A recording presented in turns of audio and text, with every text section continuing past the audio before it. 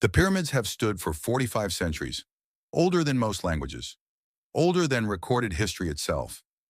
From miles away, they seem motionless, but step closer and you feel the precision. Each limestone block cuts so cleanly that even a modern blade can't slip between them. 3 million stones, stacked by hand, align perfectly to true north.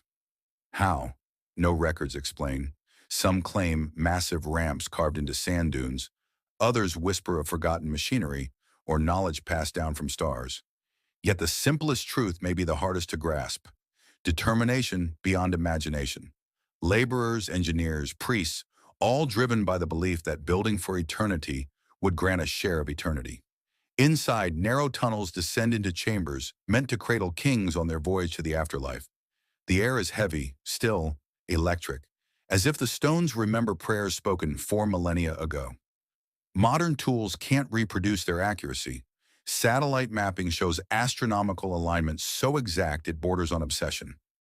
Maybe that's the real wonder. Not that aliens built them, but that humans did. Every grain of desert around Giza still glows with the echo of a civilization that refused to accept limits, leaving behind geometry carved in faith and sweat that time itself hasn't managed to erase.